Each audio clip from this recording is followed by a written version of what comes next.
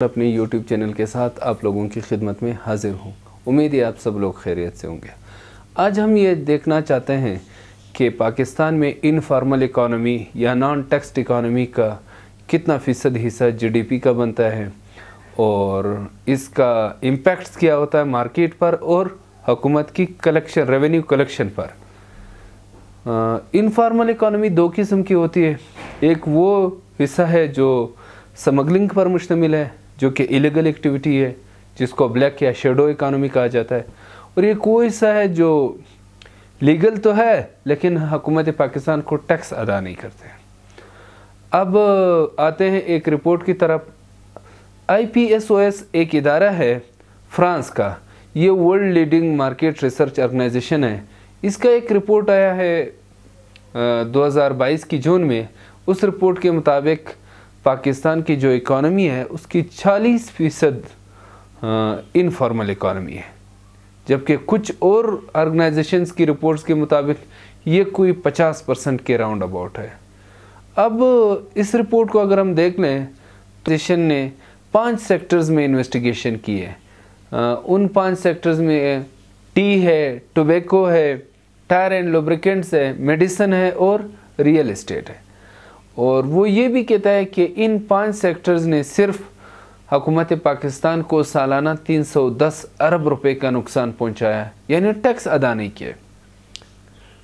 अब इसी रिपोर्ट में मज़ीद वो कहते हैं कि पाकिस्तान में 74% सेलफोन जो है वो स्मगलिंग किए, 53% डीजल स्मगलिंग किए, 43% इंजन ऑयल स्मगलिंग किए और 40% टायर स्मगलिंग किए।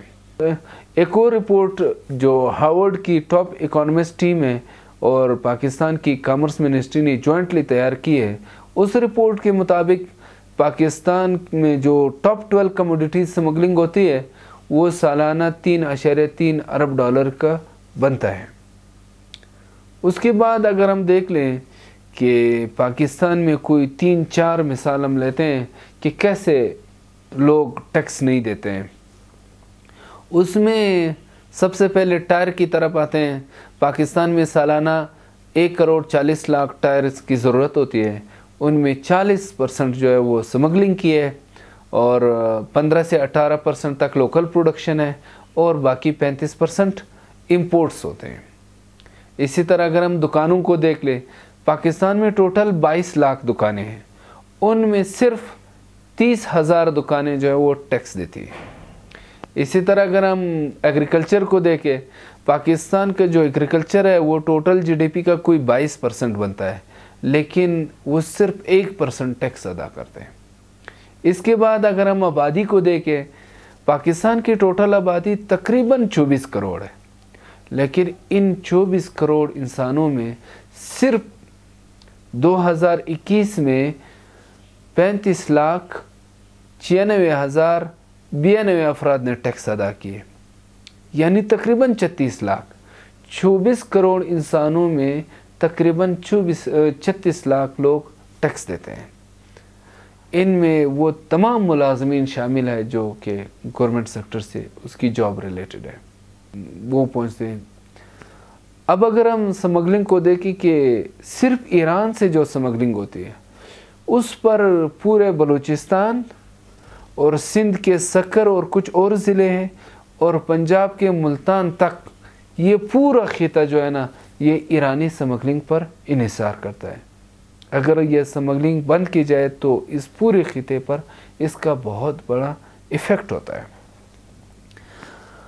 अगर हम इसका ओवरऑल इफ़ेक्ट देख लें तो ओवरऑल इफ़ेक्ट तो कोई 4 ब्रॉड सेक्टर्स में हम देख सकते हैं। मसलन ये है कि जो फॉर्मल इकॉनमी है यानी टैक्स पेयर्स है और फर्म्स जो टैक्स देती हैं उनको भी ज़्यादा टैक्स देना पड़ता है, यानी इनफॉर्मल इकॉनमी का टैक्स भी उनको देना पड़ता है। सेकंड नंबर पर यह है कि गवर्नमेंट की जो रेवेन्यू कलेक्शन है वो बहुत कम होती है बनिस्बत इकॉनमी का।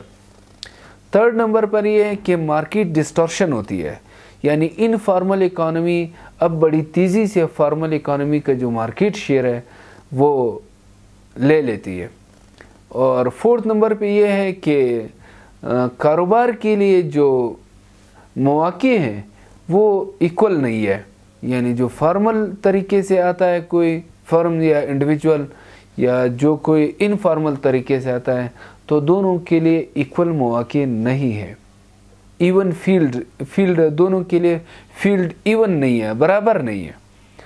तो इसकी वजह से फिर मज़ीद इलीगल ट्रेड जो है ना, या स्मगलिंग और इनफॉर्मल इकोनॉमी का रुझान बढ़ता है।